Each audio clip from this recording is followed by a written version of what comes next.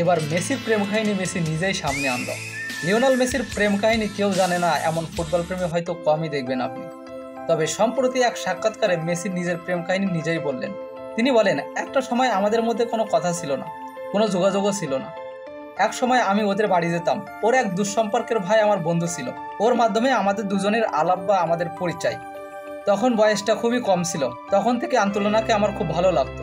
13 বছর বয়সে আমি স্পেন চলে যাই, তারপর আন্তোলিনার সাথে কোনো যোগাযোগ ছিল না। এখনকার মতো তখন এত যোগাযোগ করা যেত না, এত সহজ সুযোগ সুবিধা ছিল না। চিঠি লেখার সুযোগ ছিল, ইমেল করা যেত, কিন্তু এক দেশ থেকে অন্য দেশে ফোন করে কথা বলার খরচ অনেক বেশি ছিল, যে কারণে আমাদের মাঝে যোগাযোগ ধীরে ধীরে কমে গিয়েছিল, কথা হতো না দীর্ঘদিন। মেসি আরও বলেন, তখন আমার বয়স 16 থেকে 17। তখন যোগাযোগ ব্যবস্থা কিছুটা সহজ হয়, মেসেঞ্জারে কথা বলতাম আমরা। আমাদের দুজনের ঘনিষ্ঠতা আরও বৃদ্ধি পেতে শুরু করলো। তখন বুঝতে পারলাম ছোটবেলার টান দুজনের মধ্যে রয়ে গেছে, এখনও কিছুই বদলায়নি। তার পরের প্রেম কাহিনী তো আমাদের সবার জানা, 2017 সালে রাজকীয় বিয়ে।